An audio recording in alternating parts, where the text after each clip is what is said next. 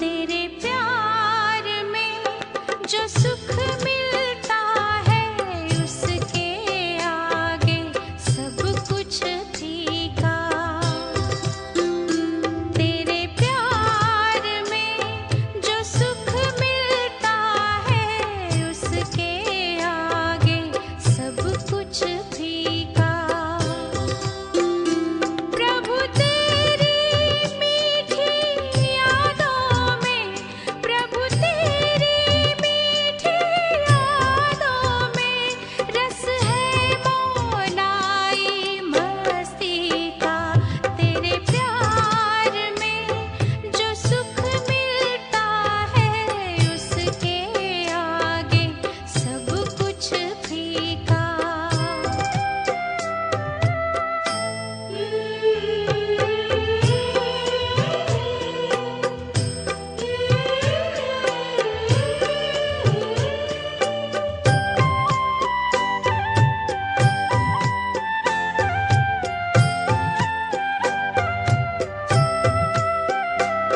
वो देह का भान है भूल गया, वो दुनिया पुरानी याद कहाँ। दोनों नैनों में झूम रहे अपने प्यारे ये दोनों जहां। आकाश भी छोटा लगता है, आकाश भी छोटा लगता है, कदमों ना लगता धरती का। तेरे प्यार में जो सुख मिलता है उसके आगे सब कुछ फीका।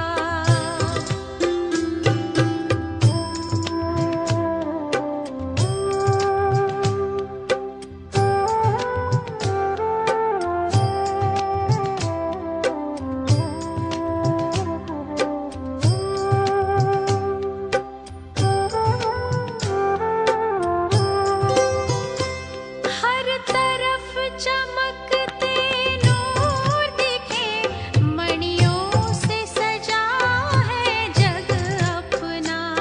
आबाद जिंदगी गाती है, अब सच हो गया मेरा सपना। क्या कहिए खेवनहार बना, क्या कहिए खेवनहार बना, भगवान ही अपनी कश्ती का। तेरे प्यार में जो सुख मिलता है उसके आगे सब कुछ फीका। प्रभु तेरी मीठी यादों में, प्रभु तेरी मीठी यादों में रस है मौलाई मस्ती का। तेरे प्यार में जो सुख मिलता है उसके आगे सब कुछ फीका।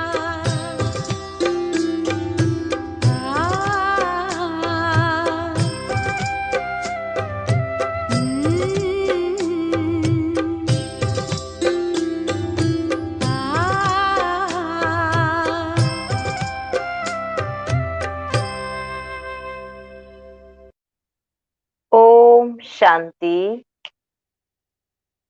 ओम शांति। Good morning. आज बाबा की हम 8 तारीख की मुरली सुनेंगे। आज अव्यक्त बाप दादा के अव्यक्त मधुर महावाक्य हम बच्चों के लिए रिवाइज कोर्स आया है 1-10-87। आज बाप दादा बोले ईश्वरीय स्नेह जीवन परिवर्तन का फाउंडेशन है। हर बार मुरलियों में बाबा इस बात पे बहुत अच्छे से समझानी देते हैं कि ज्ञान तो हमें बाद में समझ में आता है, लेकिन परमात्मा का हम बने कैसे, शिव बाबा के बच्चे कहलाए कैसे, तो उसका सहज साधन कहो, फाउंडेशन कहो, वो है ईश्वरीय स्नेह।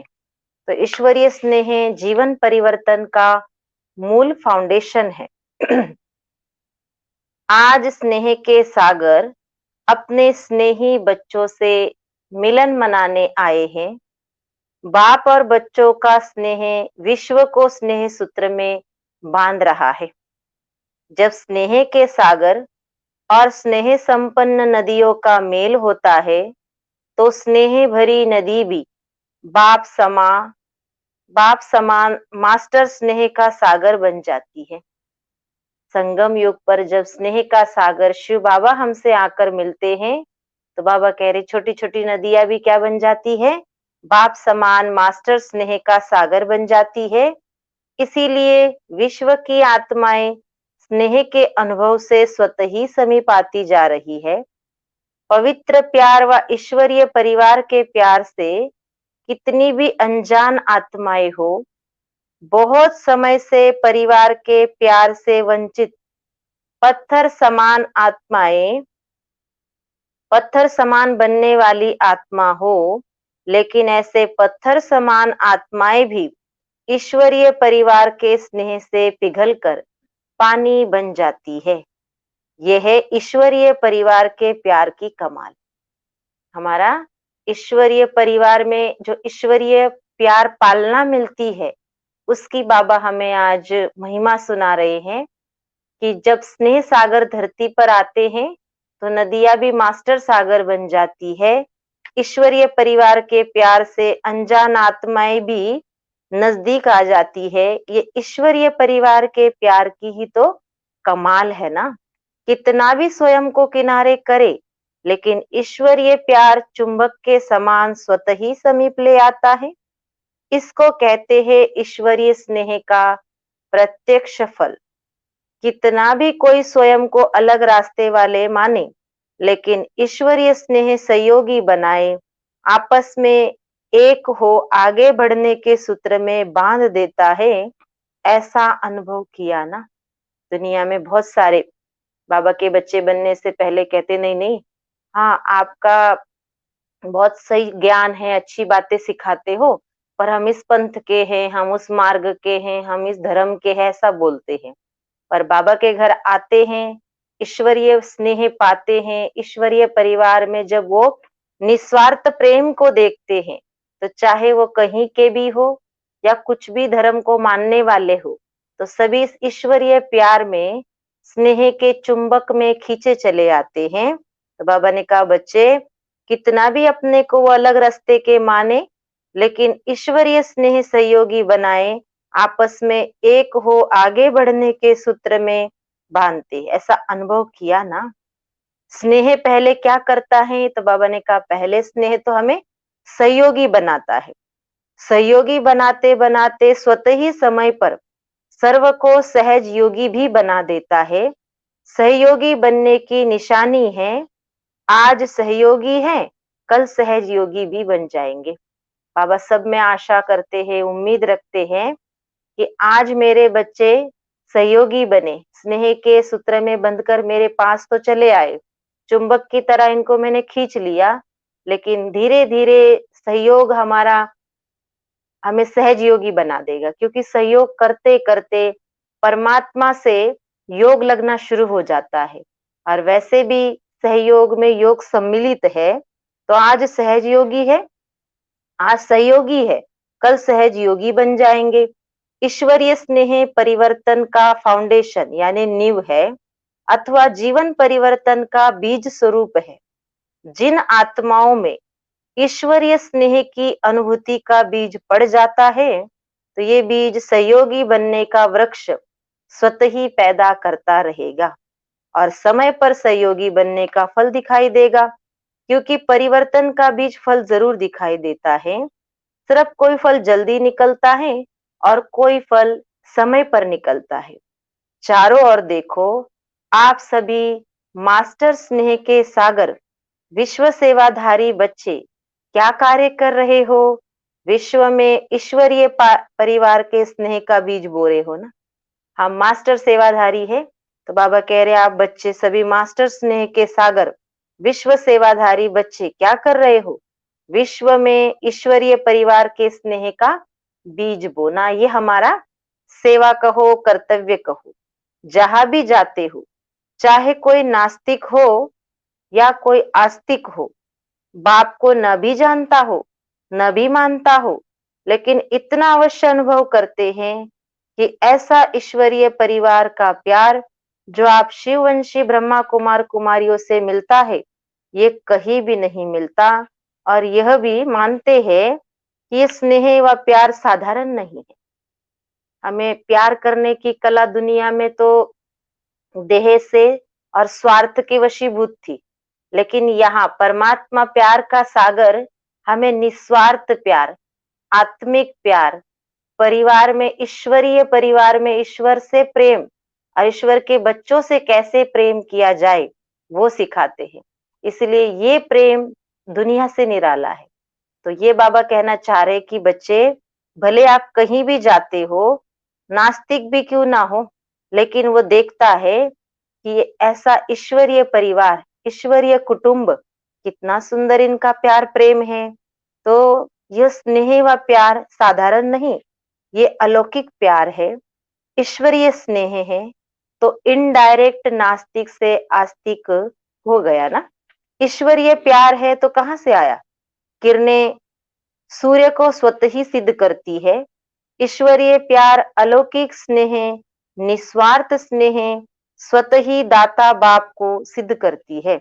इनडायरेक्ट ईश्वरीय स्नेह के प्यार द्वारा स्नेह के सागर बाप से संबंध जुट जाता है। कोई कहे मैं सूर्य को नहीं मानता पर किरणों को मानता हूं, तो ऐसा हो नहीं सकता ना।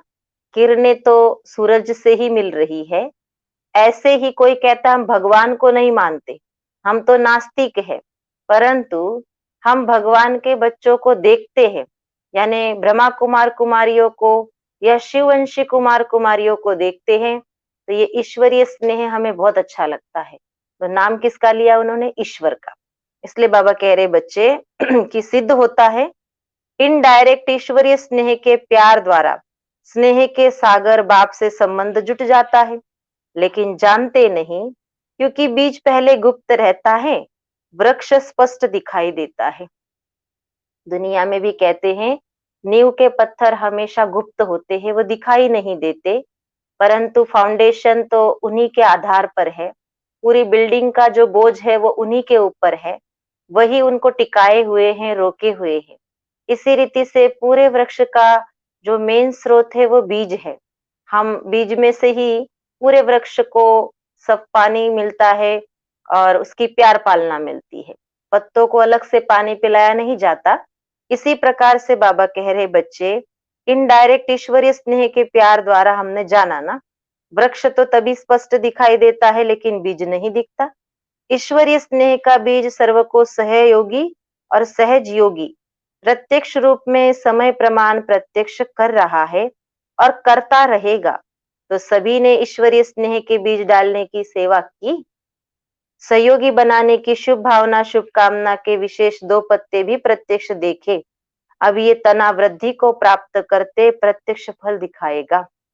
बाप दादा सर्व बच्चों के वैरायटी भिन्न भिन्न प्रकार की सेवाओं को देखकर हर्षित हो रहे हैं। चाहे भाषण करने वाले बच्चे, चाहे स्थूल सेवा करने वाले बच्चे, सर्व के सहयोग की सेवा से सफलता का फल प्राप्त होता है। कोई भी व्यक्ति कहीं भी अकेला कुछ नहीं कर सकता ना। सर्व के सहयोग से सुखमय संसार आएगा या सर्व के सहयोग से ही स्वर्ग आएगा, ये हमारा नारा है। अगर कोई भी व्यक्ति भाषण करता है तो खाली भाषण ही उसका ध्येय ऐसा नहीं, बाकी और सारे उसको सहयोगी बहुत मिलने चाहिए, तभी वो भाषण तक पहुंचेगा। तो बाबा कह रहे बच्चे, सर्व के सहयोग की सेवा से सफलता का फल प्राप्त होता है। चाहे पहरा देने वाले हो, चाहे बर्तन संभालने वाले हो, लेकिन जैसे 5 उंगलियों का सहयोग से कितना भी श्रेष्ठ कार्य, बड़ा कार्य सहज हो जाता है, ऐसे हर एक ब्राह्मण बच्चों के सहयोग से जितना सोचा था कि ऐसा होगा, उस सोचने से 1000 गुना ज्यादा सहज कार्य हो गया। बाबा कह रहे बच्चे, हर एक आत्मा का सहयोग अवर्णनीय है ना। क्यों? क्योंकि पांचों उंगली अलग अलग प्रकार से अपनी अपनी मान्यताओं को जाहिर करती है। ऐसे ही हर एक बाबा के बच्चे वैरायटी फूल है, और वैरायटी फूलों का गुलदस्ता जब बन जाता है तो वो बहुत सुंदर लगता है। तो बाबा भी कह रहे सभी बच्चे मेरे सहयोगी है, बहुत सुंदर रीति से चाहे छोटा कार्य संभाल रहे हैं, चाहे बड़ा कार्य संभाल रहे हैं, पर सहयोग से सब सहज हो जाता है। ये किसकी कमाल है? तो सभी की कमाल। जो भी कार्य में सहयोगी बने, चाहे स्वच्छता भी रखी, चाहे टेबल साफ किया, लेकिन सर्व के सहयोग की रिजल्ट परिणाम सफलता है ना। ये संगठन की शक्ति महान है। बाप दादा देख रहे थे, न सिर्फ मधुबन में आने वाले बच्चे, लेकिन जो साकार में भी नहीं थे, चारों ओर के ब्राह्मण बच्चे, बच्चों की चाहे देश चाहे विदेश, सबके मन में शुभ भावना, शुभ कामना का सहयोग रहा ना। भले कोई प्रोग्राम होता है तो मधुबन में सभी तो नहीं पहुंच सकते, थोड़े बच्चे सेवा में सहयोगी बनते हैं, साकार में देह से वहां पहुंचते हैं, कोई अपना धन का सहयोग भेज देते हैं, लेकिन दूर बैठे बच्चे भी जब मनसा से शुभ भावना शुभकामना देते हैं कि परमात्मा यज्ञ में इतना बड़ा कार्य चल रहा है, वो कार्य सफलता को प्राप्त हो, उस कार्य में कोई बाधा ना आए, विघ्न ना आए, उसके लिए सभी की शुभ भावनाएं रहती। तो बाबा कह रहे सभी दूर बैठे भी क्या कर रहे, सहयोग कर रहे। ये सर्व आत्माओं की शुभ भावना शुभकामना का किला आत्माओं को परिवर्तन कर लेता है। चाहे निमित्त शक्तियां भी रही या पांडव रहे, निमित्त सेवाधारी विशेष हर कार्य में बनते ही है, लेकिन वायुमंडल का किला सर्व के सहयोग से ही बनता है। निमित्त बनने वाले बच्चों को भी बाप दादा मुबारक देते हैं, लेकिन सबसे ज्यादा मुबारक सभी बच्चों को बाप को बच्चे मुबारक क्या देंगे? क्योंकि बाप तो अव्यक्त हो गया, व्यक्त में तो बच्चों को निमित्त बनाया, इसलिए बाप दादा सदा बच्चों के गीत गाते हैं। आप बाप के गीत गाओ और बाबा आपके गीत गाता है। बाबा का सबसे, जैसे दुनिया में हर एक व्यक्ति का कोई ना कोई फेवरेट गीत होता है ना, तो बाप दादा का दोनों का एक ही फेवरेट गीत है, वाह मेरे बच्चे वाह। तो बाबा कहते बच्चे आप बाप के गीत गाओ, वाह बाबा वाह, और बाबा बच्चों के गीत गाए कि वाह बच्चे वाह, जो भी किया बहुत अच्छा किया। भाषण करने वालों ने भाषण अच्छे किए, स्टेज संभालने वालों ने स्टेज अच्छी सजाई, और विशेष योग युक्त भोजन बनाने वाले, खिलाने वाले, सब्जी काटने वाले रहे। पहले फाउंडेशन तो सब्जी कटती है ना, कोई भी कहता है कि सब्जी बहुत अच्छी बनाई, और उससे पहले जो उसे खरीद कर लाया, फिर उसकी सफाई करी, धोया, फिर उसको बनाया, बनाने वाला, फिर खाने के टाइम बनाने वाले की तो महिमा होती है, पर काटने वाला भी बाबा को याद है। उससे पहले पीछे जाओ तो कितनी लंबी कड़ी है एक सब्जी के पीछे। तो बाबा कह रहे बच्चे पहले फाउंडेशन तो सब्जी कटती है, सब्जी नहीं कटे तो भोजन क्या बनेगा। सब डिपार्टमेंट वाले ऑलराउंडर सर्व प्रकार की सेवा के निमित्त रहे। सुनाया ना, अगर सफाई वाले सफाई नहीं करते तो भी प्रभाव नहीं पड़ता। मान लो जिसको भाषण करने के लिए सेवा मिली, वो तो अपना भाषण के लिए तैयारी करेगा और उसके लिए खुद भी तैयार रहेगा, मन से और तन से। लेकिन अगर स्टेज सजाने वाले स्टेज ना सजाए, माइक वाले माइक ना संभाले, लाइट वाले लाइट ना संभाले, तो प्रोग्राम कैसे होगा। फिर हॉल में सफाई करने वाले सफाई ना करे, चेयर सोफा साफ करके सबको रिसीव ना करे, गेट खोलने वाले गेट ना खोले, भोजन बनाने वाले भोजन ना बनाए। वरना बाबा कह रहे बच्चे ये पूरा जैसे कि एक दूसरे से कड़ी जुड़ी हुई है। ये नहीं कह सकते कि इस वजह से प्रोग्राम सफल हुआ, बल्कि सर्व के सहयोग से कोई भी प्रोग्राम सफलता को प्राप्त करता है।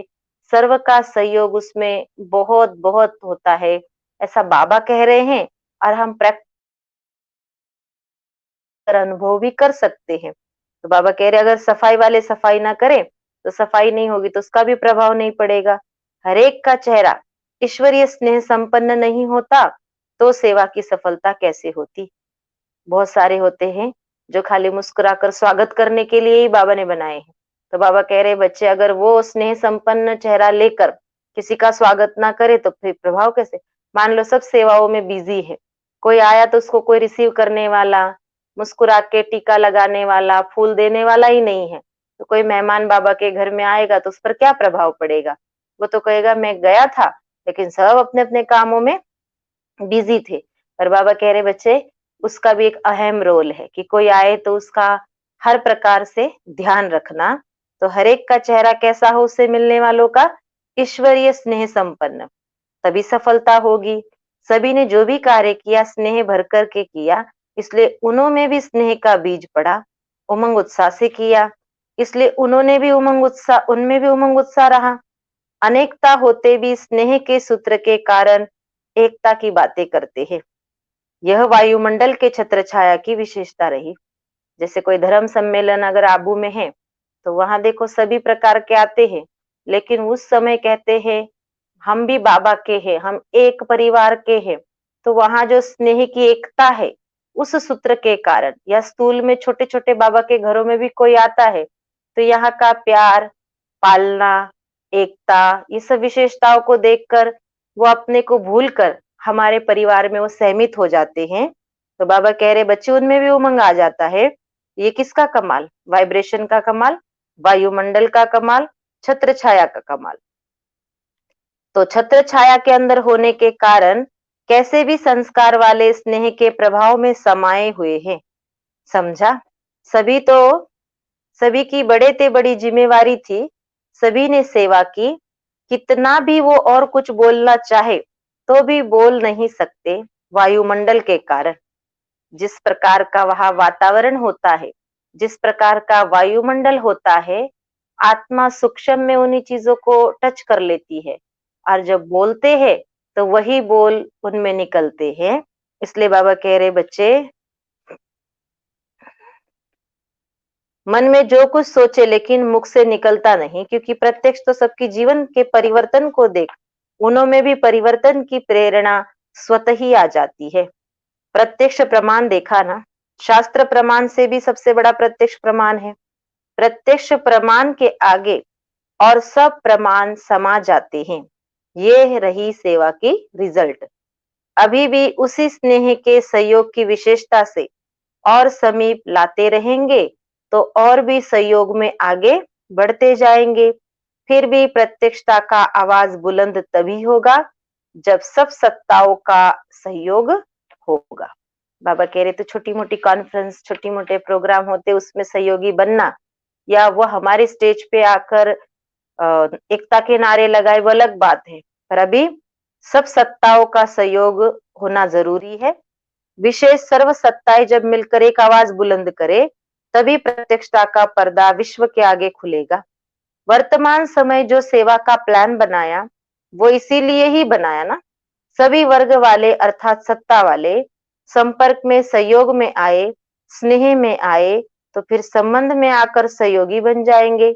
अगर कोई भी सत्ता सहयोग में नहीं आती है तो सर्व के सहयोग का जो कार्य रखा है वो सफल कैसे होगा। बाबा कहते धर्म सत्ता, राज सत्ता, वैज्ञानिकों की सत्ता, सभी मिलकर एक नारा लगाए कि हम सब एक के हैं, एक बाप के हैं। तो बाबा ये चाहते, इसलिए सर्व सत्ताएं एक सत्ता से निकली है, उस सत्ता को माने, और वो है ईश्वरीय सत्ता, परम सत्ता। उस परमात्मा पिता को सभी मानेंगे तब बाबा कह रहे सर्व सत्ताओं का सहयोग रहे तब माने, तब सफलता होगी। अभी फाउंडेशन पड़ा विशेष सत्ता का, धर्म सत्ता सबसे बड़े से बड़ी सत्ता है ना। फिर उस विशेष सत्ता द्वारा फाउंडेशन आरंभ हुआ, स्नेह का प्रभाव देखा। वैसे लोग क्या कहते थे, ये इतने सब इकट्ठे कैसे बुला रहे हो, यह लोग भी सोचते रहे ना। लेकिन ईश्वरीय स्नेह का सूत्र एक था, इसलिए अनेकता के विचार होते हुए भी सहयोगी बनने का विचार एक ही रहा। ऐसे अभी सर्व सत्ताओं को सहयोगी बनाओ। सबसे पहला धर्म सम्मेलन जब आबू में हुआ तब की बात बाबा कह रहे हैं कि जो साधु संत गुरु गोसाई महामंडलेश्वर पीठाधीश्वर होते हैं, उनमें भी अनेकता होती है। तो वो सोचते हैं कि हम इस मठ के बड़े, वो कहते हैं हम यहाँ के बड़े। माना उनमें भी पद पोजीशन ऊपर नीचे होने के कारण सबको अपना अपना स्वमान है। तो सब कह रहे थे सब इकट्ठे कैसे आएंगे, ये तो हो नहीं सकता। पर बाबा कह रहे बच्चे, जब धर्म सत्ता में अनेकता होते हुए भी एक मंच पर एक सूत्र में बंध गए, वो भी कैसे? स्नेह से। तो ऐसे और सत्ता वालों को भी सहयोगी बनाओ। वैसे तो बन भी रहे हैं, लेकिन और भी समीप सहयोगी बनाते चलो, क्योंकि अभी गोल्डन जुबली यानी स्वर्ण जयंती समाप्त हुई, तो अभी से और प्रत्यक्षता के समीप आ गए। डायमंड जुबली अर्थात प्रत्यक्षता का नारा बुलंद करना। तो इस वर्ष से प्रत्यक्षता का पर्दा अभी खुलना आरंभ हुआ है। एक तरफ विदेश द्वारा भारत में प्रत्यक्षता हुई, दूसरी तरफ निमित्त मंडलेश्वरों द्वारा कार्य की श्रेष्ठता की सफलता। विदेश में यूएन वाले निमित्त बने, वे भी विशेष नामी ग्रामी और भारत में भी नामी ग्रामी धर्म सत्ता है। तो धर्म सत्ता वालों द्वारा धर्म आत्माओं की प्रत्यक्षता हो, ये है प्रत्यक्षता का पर्दा खुलना आरंभ होना। तो धर्म सत्ता द्वारा धर्म आत्माओं की प्रत्यक्षता अर्जुन खुलना आरंभ हुआ, अब खुलने वाला है, पूरा नहीं खुला, आरंभ हुआ। विदेश के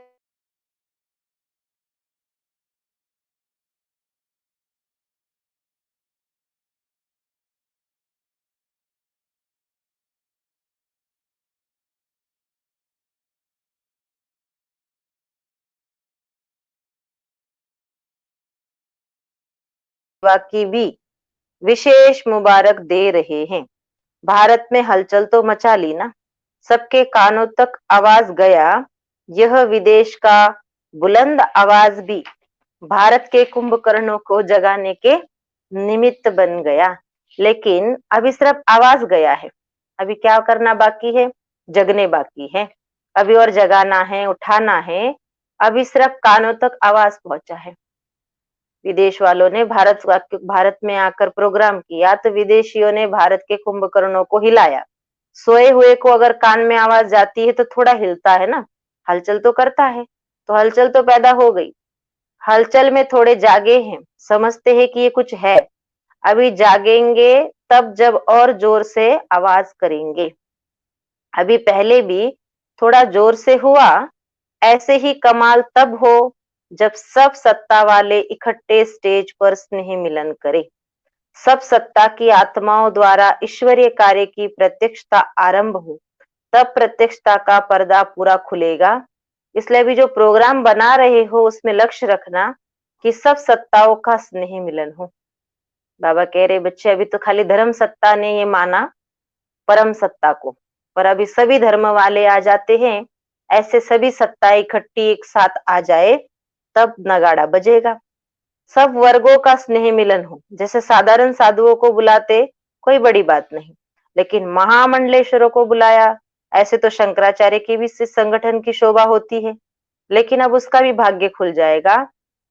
अंदर से तो फिर भी सहयोगी है, बच्चों ने मेहनत भी अच्छी की है, लेकिन फिर भी लोक लाज तो रखनी पड़ती है। वो भी दिन आएगा जब सभी सत्ता वाले मिलकर के कहेंगे कि श्रेष्ठ सत्ता ईश्वरीय सत्ता है। बाबा कह रहे बस थोड़े से समय की बात है, वो समय भी आएगा। और अब बोलते भी है सभी कि परम सत्ता एक है। हम सब भले उसके बच्चे कहलाते हैं, तो ईश्वरीय सत्ता, श्रेष्ठ सत्ता, आध्यात्मिक सत्ता है तो एक परमात्मा सत्ता ही है। इसलिए लंबे समय का प्लान बनाया है। इतना समय इसलिए मिला कि सभी को स्नेह के सूत्र में बांध समीप लाओ। तो यह स्नेह चुंबक बनेगा जो सब एक साथ संगठन रूप में बाप की स्टेज पर पहुंच जाए। ऐसा प्लान बनाया ना। बाबा कह रहे अभी तक जितने भी प्लान प्रोग्राम किए उसमें बाबा खुश है, बहुत अच्छा अच्छा किया। लेकिन आगे के लिए बाबा होमवर्क दे रहे थे कि ऐसा करना कि सभी सत्ता वालों का धर्म सम्मेलन कर लिया, एक धर्म वालों को बुलाया, लेकिन बाबा कह रहे बच्चे सभी सत्ता, राजनीतिक भी आ जाए, धर्म सत्ता भी आ जाए, विज्ञान की सत्ता भी आ जाए, और सभी मिलकर ये कहे कि हाँ श्रेष्ठ और परम सत्ता एक है। सेवाधारियों को सेवा का प्रत्यक्ष फल भी मिल गया, नहीं तो अभी नंबर नए बच्चों का है। आप लोग तो मिलन मनाते मनाते वानप्रस्थ अवस्था तक पहुंचे, अभी अपने छोटे भाई बहनों को टर्न दे रहे हो ना। स्वयं वानप्रस्थी बने, औरों को चांस दिया। इच्छा तो सबकी बढ़ती ही जाएगी। सब कहेंगे, क्या कहेंगे? अभी भी मिलने का चांस मिलना चाहिए। जितना मिलेंगे उतना और इच्छा बढ़ती जाएगी, फिर क्या करेंगे? औरों को चांस देना भी स्वयं तृप्ति का अनुभव करना होता है। सेवाओं में अगर हर बार एक ही ग्रुप बुलाया जाए तो दूसरों को मौका कब मिलेगा? तो बाबा कह रहे वानप्रस्थी मन आप बड़े हो गए, समझदार हो गए, अब क्या करें? तो आप दूसरों को मौका दे, औरों को चांस देना भी स्वयं तृप्ति का अनुभव करना है। पुराने तो अनुभव ही है, प्राप्ति स्वरूप है, तो प्राप्ति स्वरूप आत्माएं सर्व पर शुभ भावना रखने वाले, औरों को आगे रखने वाले हो, या समझते हो हम तो मिल लेवे? इसमें भी निस्वार्थी बनना है। क्या करना है?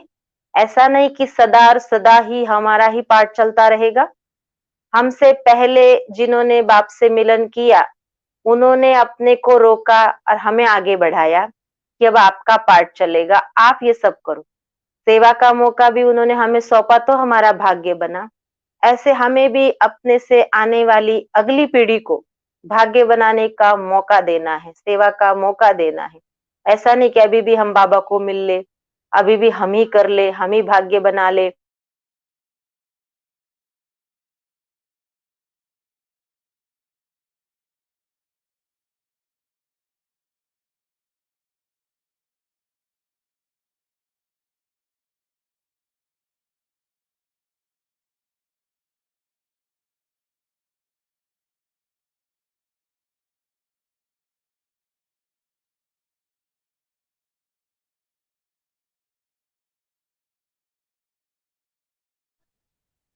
बाबा कह रहे बच्चे, जैसे पहले हम हर टर्न में मधुबन जाते हो, अब समय के परिवर्तन अनुसार सब परिवर्तित हो गया।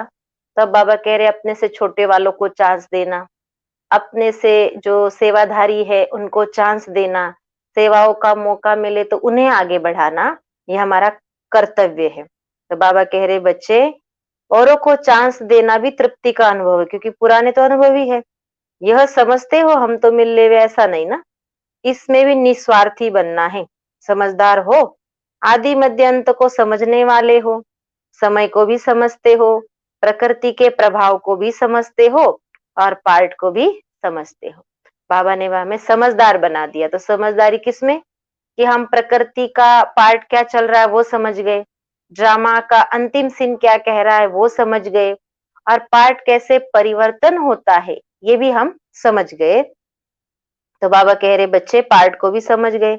बाप दादा भी सदा ही बच्चों से मिलना चाहते हैं। अगर बच्चे मिलना चाहते तो पहले बाप चाहता होगा ना, तब तो बच्चे भी चाहते हैं। लेकिन बाप को भी समय को, प्रकृति को देखना पड़ता है। जब इस दुनिया में आते हैं तो दुनिया की सब बातों को देखना पड़ता है। जब इनसे दूर अव्यक्त वतन में है तो वहां तो पानी की, समय की, रहने की कोई प्रॉब्लम नहीं है ना। साकार में अगर परम सत्ता को आना पड़े और हम साकार में देह वाले मिलने जाते हैं तो हर प्रकार की बातें आती है, रहने का स्थान, फिर बाबा कह रहे भोजन पानी, हर प्रकार की व्यवस्थाएं करनी पड़ती है, जिसमें लिमिट होती है। फिर लिमिट से बाहर अगर हम पहुंचते हैं तो वहां प्रॉब्लम होती है। बाबा कह रहे अगर मिलन मनाना है तो अव्यक्त वतन में आओ, वहां कोई लिमिट नहीं और कोई समस्या नहीं। पर इस दुनिया में आना होता है तो जिस रथ में आता हूँ उसका भी ध्यान रखना पड़ता है, हर प्रकार की बातों को देखता हूँ, तो सब बातों को देखना पड़ता है। जब इससे दूर अव्यक्त वतन है तो वहां तो पानी, समय कोई प्रॉब्लम नहीं। गुजरात वाले समीप रहते तो इसका भी फल मिल रहा है। ये भी गुजरात वालों की विशेषता है, सदैव एवर रेडी रहते हैं। हाँ जी का पाठ पक्का है और जहां भी रहने का स्थान मिले तो रह भी जाते हैं। हर परिस्थिति में खुश रहने की भी विशेषता है ना। गुजरात में वृद्धि भी अच्छी हो रही है। सेवा का उमंग उत्साह स्वयं को भी निर्विघ्न बनाता और दूसरों का भी कल्याण करता है। सेवा भाव की भी सफलता है। सेवा सेवा के रूप में और सेवा भाव से उसको तहे दिल से करना बहुत अंतर है। अहम भाव अगर मिक्स हो जाता है, सेवा सेवा भाव से करते हैं तो सफलता प्राप्त होती है, और सेवाओं में अगर अहम भाव आता है तो फिर वो मिक्स हो गया तो मेहनत ज्यादा, समय ज्यादा, और फिर भी स्वयं की संतुष्टि नहीं होती। सेवा भाव वाले बच्चे सदा स्वयं भी आगे बढ़ते और दूसरों को भी आगे बढ़ाते हैं। सदा उड़ती कला का अनुभव करते हैं। अच्छी हिम्मत वाले हैं। जहाँ हिम्मत है वहाँ बाप दादा भी हर समय कार्य में मददगार है। जहाँ सेवा भाव है, सेवा भाव है और हिम्मत है, ये परमात्म कार्य के हम निमित्त बने हैं, इसको हम जरूर जरूर पूरा करेंगे, तो बाबा कह रहे सफलता तो जरूर मिलेगी और बाबा की हर कार्य में मदद भी मिलेगी। महारथी तो है ही महादानी। जो भी महारथी सेवा प्रति आए हैं, महादानी वरदानी होना, औरों को चांस देना महादान वरदान है। जैसा समय वैसा पार्ट बजाने में भी सब सिकिलदे बच्चे सदा सहयोगी रहे और रहेंगे। जैसा समय वैसा पार्ट परिवर्तन होता जाएगा और परिवर्तन तो संसार का नियम है। तो बाबा कह रहे बच्चे समय अनुसार जो जो परिवर्तन आएंगे, उस अनुसार जो जो हमें शिक्षा सावधानी ऑर्डर मिलेगा, हम उसको सहर्ष स्वीकार करेंगे, हमेशा मानेंगे, इस बात में भी सहयोगी रहेंगे। इच्छा तो इच्छा तो होगी क्योंकि शुभ इच्छा है, लेकिन इसको समाना भी जानते, इसलिए सदा संतुष्ट है। अब जैसे कोरोना चल रहा था या चल रहा है, तो अभी बाबा के घर जाने की सबकी दिल है, नए हो या पुराने हो। नए तो इस तड़प में है कि हम तो कितने दुर्भाग्यशाली, में एक बार भी जाने का मौका नहीं मिला, और पुराने कहते हैं कि एक बार बस खुल जाए बाबा का घर तो हम एक बार जरूर जाएंगे, चाहे हमारा अंतिम फेरा हो, पर हम बाबा आना चाहते, हमें बुला लो, हमें बुला लो। तो नए और पुरानों की तड़प सेम होती जा रही है। बाबा कह रहे बच्चे अब नयों को मौका मिल रहा है ना पुरानों को। उस समय तो फिर भी ये एक बीच में ऐसी मध्यस्थता थी कि पुराने ना आए और नयों को भेजो ताकि वो बैलेंस बन जाए, पर अब तो कोई भी नहीं जा पा रहा है, तो सबको तड़प है। फिर भी बाबा कह रहे बच्चे जिन्होंने सहयोग दिया कि कोई बात नहीं, हम तो 2 बार हो आए, अब आप हो आओ, बहुत अच्छी बात है अगर अभी भी सहयोग देते हैं।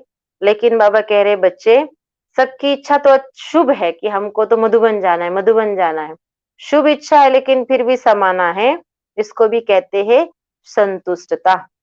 बाप दादा भी चाहते हैं कि एक एक बच्चे से मिलन मनाऊं, और समय की सीमा भी नहीं होनी चाहिए, लेकिन आप लोगों की दुनिया में ये सब सीमाएं देखनी पड़ती है ना, नहीं तो एक एक विशेष रतन की महिमा अगर गाए ना तो कितनी बड़ी है। कम से कम एक बच्चे की विशेषता का बाबा ने कहा एक एक गीत तो बना ही सकते हैं। देखो परमात्मा हम बच्चों को कैसे अपने प्यार में, अपने स्नेह में के सागर बनकर समा लेते हैं। बाबा कह रहे आपकी दुनिया में आता हूँ, इसलिए आपके दुनिया के नियम कायदों को मुझे मानना पड़ता है। अगर मैं भी चाहता हूँ एक एक बच्चों से पर्सनल मिलूं और समय सीमा ना रहे, लेकिन ये सब देख रेख तो करनी पड़ेगी। रथ का, प्रकृति का, समय का ध्यान यहाँ रखना पड़ता है, नहीं तो एक एक बच्चे की महिमा गाऊं। तो बाबा कह रहे एक एक बच्चे की महिमा का एक एक गीत तो बन ही जाए, वैसे तो ग्रंथ बन जाए, एक एक महारथियों की महिमा गाए। लेकिन बाबा कह रहे इसलिए कहते हैं वतन में आओ जहाँ कोई सीमा नहीं है। वैसे तो कहा जाता है कि परमात्मा का धरती पर आना और अपने बच्चों से मिलना, ये क्या है, ये है उसके प्रेम की सीमाएं है, अंत है ये उसका इतना स्नेह हमसे कि गीत भी बना हुआ है बाबा का कि प्रेम में नेम अपने सभी तोड़कर आप बाबा है आए हमारे लिए, स्वर्ग सौगात लाए हमारे लिए। परमात्मा ने कल्प में एक बार इस धरती पर आने का पार्ट है, पर बहुत सारे इस धरती के नियम अनुसार शिव बाबा अपने को यहाँ हमारे लिए चलाता है, लेकर इस रथ का आधार, और हमसे बातें करता है। बाबा कह रहे हैं वतन में आओ, तुम अशरीरी बनने का अभ्यास करो, फरिश्ता बनने का अभ्यास करो, और हमारी दुनिया यानी कि बाप और बच्चों का घर, वहां आओ वतन में, वहां कोई समय सीमा नहीं है। अच्छा, सदा ईश्वरीय स्नेह में समाये हुए, सदा हर सेकंड सर्व के सहयोगी बनने वाले, सदा प्रत्यक्षता के पर्दे को हटाए, बाप को विश्व के आगे प्रत्यक्ष करने वाले, सदा सर्व आत्माओं को प्रत्यक्ष प्रमाण स्वरूप बन आकर्षित करने वाले, सदा बाप और सर्व के हर कार्य में सहयोगी बन एक का नाम बाला करने वाले, ऐसे विश्व के इष्ट बच्चों को, इस रूप में देख रहे बाबा हमें, इष्ट बच्चों को, विश्व के विशेष बच्चों को बाप दादा का अति स्नेह संपन्न याद प्यार, साथ साथ सर्व देश विदेश के स्नेह से बाप के सामने पहुंचने वाले सर्व समय बच्चों को सेवा की मुबारक के साथ साथ बाप दादा का विशेष याद प्यार स्वीकार हो और हम सभी अति मीठे रूहानी लाडले स्नेह में समाये हुए बाप के स्नेह द्वारा सभी सत्ताओं को एक सूत्र में बांधने वाले ऐसी स्नेही आत्माओं का भी बाप दादा को याद प्यार, गुड मॉर्निंग और नमस्ते बाबा, नमस्ते, सदा रहेंगे हंसते, शुक्रिया बाप दादा, शुक्रिया, आपका बहुत बहुत शुक्रिया, वाह बाबा वाह, वाह बाबा वाह। बाबा ने वरदान दिया, नॉलेजफुल की विशेषता द्वारा संस्कारों के टक्कर से बचने वाले कमल पुष्प समान न्यारे साक्षी भव। नॉलेजफुल की विशेषता द्वारा संस्कारों के टक्कर से बचने वाले कमल पुष्प समान न्यारे और साक्षी भव। संस्कार तो अंत तक किसी के दासी के रहेंगे और किसी के राजा के रहेंगे। संस्कार बदल जाए ये इंतजार न करो, लेकिन मेरे ऊपर किसी का प्रभाव न हो, क्योंकि एक तो हरेक के संस्कार भिन्न हैं, दूसरा माया का भी रूप बनकर आते हैं। इसीलिए कोई भी बात का फैसला मर्यादा की लकीर के अंदर रहकर करो। भिन्न भिन्न संस्कार होते हुए भी टक्कर ना हो, इसके लिए नॉलेजफुल बन कमल पुष्प समान न्यारे और साक्षी रहो। इस संसार में हरेक आत्माओं का जो झगड़ा बढ़ रहा है, ईर्ष्या द्वेष बढ़ रहा है, वो सिर्फ संस्कार मिलन की रास न होने के कारण। हरेक के विचार अलग, हरेक के संस्कार अलग, हरेक का आहार व्यवहार अलग, सोचने समझने उठने बैठने के सबके तरीके अलग है, जिस कारण संसार में झगड़ा बढ़ता जा रहा है। बाबा कह रहे उन्हें ज्ञान ही नहीं है कि कैसे एडजस्टमेंट किया जाए, पर हमें तो परम सत्ता ने आकर, प्यार के सागर ने आकर प्यार का राज समझाया, ड्रामा का राज समझाया, कर्मों का राज समझाया और मूल संस्कार कैसे परिवर्तन होते हैं वो भी समझाया। और नहीं परिवर्तित होते हम तो स्वयं को कैसे सेफ रख सकते हैं वो सिखाया। साक्षी भाव क्या होता है, साक्षी दृष्टा क्या होते हैं, न्यारे कैसे रह सकते हैं, कैसे हम किसी के संस्कारों से बचकर अपने को फायर प्रूफ बना सकते हैं, झगड़ा ना करें तब भी हम कैसे एक साथ टिक सकते हैं, उसके लिए बाबा ने बहुत सारी हमें बातें सिखाई है। इसलिए बाबा कह रहे बच्चे तुम ये नहीं कह सकते कि ये तो बड़ा मुश्किल काम है, ये सबसे आसान है। किस कारण? नॉलेज के आधार पर। ज्ञान बिना जगत सुना और ज्ञान बिना जगत में झगड़ा और मारा धुना, ऐसा कहा जाता है। माना कि ज्ञान ना होने के कारण सब एक दूसरे पर हावी हो रहे हैं, पर हमें तो परमात्मा ने आकर त्रिकालदर्शी बना दिया। तो नॉलेजफुल की विशेषता द्वारा संस्कारों की टक्कर से बचना है, तब हम कमल पुष्प समान न्यारे और प्यारे का टाइटल ले सकेंगे। इसके लिए साक्षी दृष्टा बनना है, क्योंकि बाबा ने स्पष्ट कह दिया कि हरेक के संस्कार अंत तक किसी के दासी के और किसी के राजा के रहेंगे। संस्कार बदल जाए उसका इंतजार हम क्यों करें, पर किसी के भी गलत संस्कारों का प्रभाव मेरे ऊपर ना पड़े, मेरी स्थिति अवस्था खराब ना हो, इसके लिए मुझे क्या करना है? बाबा कह रहे बच्चे दूसरा माया का रूप बनकर भी आएंगे, इसलिए कोई भी बात का फैसला मर्यादा की लकीर के अंदर रहकर करो। भले भिन्न भिन्न संस्कार है फिर भी टक्कर ना हो, इसके लिए क्या करो? नॉलेजफुल बन कमल पुष्प समान न्यारे और साक्षी रहो। स्लोगन, हटवा मेहनत करने की बजाय रमणीकता से पुरुषार्थ करो। हटवा मेहनत के बजाय क्या करो? रमणीकता से पुरुषार्थ करना है। क्यों? क्योंकि हमारा सहज राजयोग है, सरल विधि से सिखाया हुआ राजयोग है, हमारा हठ योग नहीं है। हम हठ से योग नहीं सीखे हैं, हम तो राज को जानकर योग सीखे, इसलिए हम राजयोगी है, सहज योगी है। तो इसीलिए पुरुषार्थ में रमणीकता होनी चाहिए। हम हठ से बैठेंगे तो थोड़ी देर बैठ सकेंगे, पर रमणीकता से हम अधिक काल लंबे समय तक बैठ सकेंगे। तो योग करने के लिए नहीं कि लगे न लगे मुझे बैठना ही, ऐसा नहीं है। रमणीकता से कि हे प्रभु, प्रीत में बैठना, वो कौन है, किसके लिए आया है, मैं किसके सामने बैठा हूँ, इस बात की हमें अंदर से लगन होगी तो क्या होगा, हटवा मेहनत नहीं करनी पड़ेगी। तो हटवा मेहनत के बजाय रमणीकता से पुरुषार्थ करना है। तो आज हम पूरा दिन रमणीकता से बाबा को अलग अलग संबंधों से स्नेह प्यार में याद करेंगे, यानी किसी बात में हट नहीं करेंगे, रमणीकता से पुरुषार्थ करेंगे। संस्कारों की भिन्नता हमें समझ में आ गई है, इस बारे में हमें बहुत अच्छे से बाबा ने नॉलेज दे दी है, इसलिए हमें किसी के भाव स्वभाव संस्कारों से टक्कर नहीं खानी है, बल्कि अपने को कमल पुष्प समान न्यारा और प्यारा बनाना है, साक्षी भाव बनाना है। किसी के संस्कार परिवर्तन हो इसका इंतजार हम नहीं करेंगे, बल्कि किसी के भी गलत संस्कारों का प्रभाव मुझ पर ना पड़े, क्योंकि किसी भी प्रकार की माया मुझे भी तो नीचे गिरा सकती है ना। इस बात का हमें सदैव ध्यान रखेंगे। और जो बाबा ने हमें सेवा दी कि सभी सत्ताओं को एक सत्ता से जोड़ना है। भले आपने बाबा ने कहा धर्म सत्ता लेकर आए हो, लेकिन धर्म सत्ता के साथ साथ जो राजनीतिक है, वैज्ञानिक है, दुनिया में बहुत सारे प्रोफेशन है, सभी को एक सूत्र में बांधना और सभी के मुख से ये बात निकलवाना कि हाँ, परम सत्ता एक है।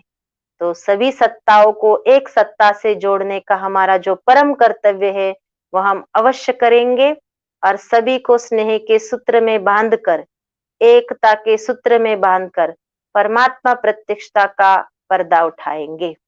अच्छा, ओम शांति।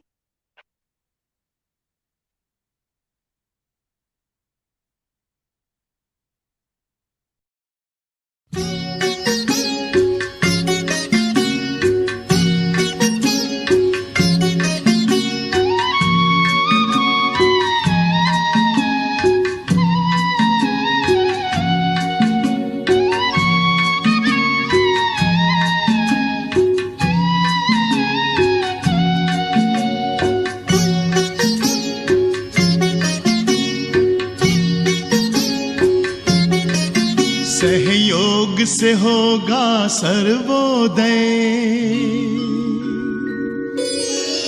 सहयोग से होगा सर्वोदय। सब सुनो हे इंसानों, सहयोग करो, सहयोग करो, ओ प्रभु की संतानों, ओ प्रभु की संतानों। अब दूर नहीं मंजिल अपनी, ओ शांति के परवानों। सहयोग करो, सहयोग करो, ओ प्रभु की संतानों, ओ प्रभु की संतानों।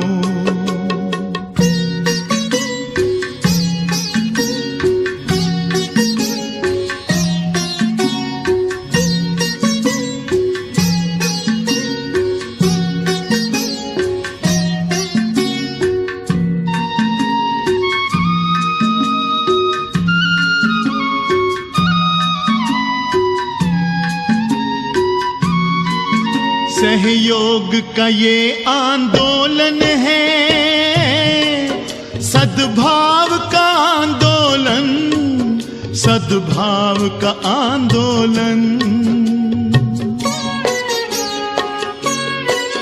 देते हैं समस्त जगत को आज हम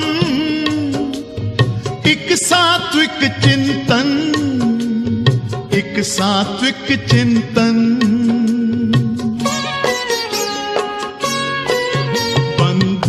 भाव के गौरव को, ओहो, बंधुत्व प्रभुत्व भाव के गौरव को ओ जग वालो जानो। सहयोग करो ओ प्रभु की संतानों, ओ प्रभु की संतानों।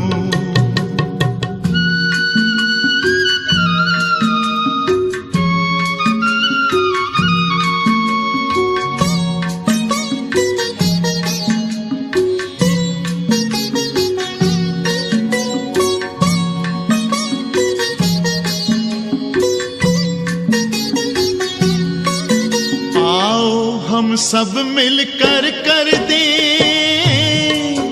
इस विश्व का रूप नया, इस विश्व का रूप नया। हर एक मानव में प्रेम जगे, हर एक मानव में दया, हर एक मानव में दया।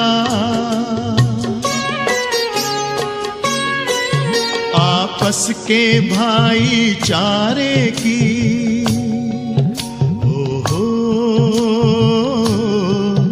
आपस के भाईचारे की महिमा तुम पहचानो। सहयोग करो ओ प्रभु की संतानों, ओ प्रभु की संतानों।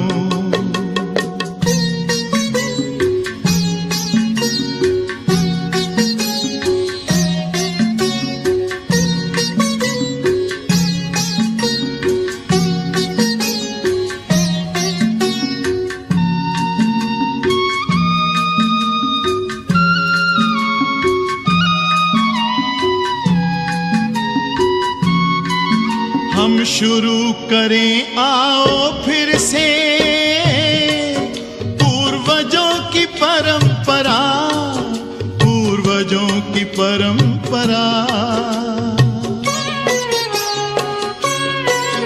एक ही सूत्र में बांधे हम ये सारी वसुंधरा, ये सारी वसुंधरा। इस जग में कोई पराया नहीं,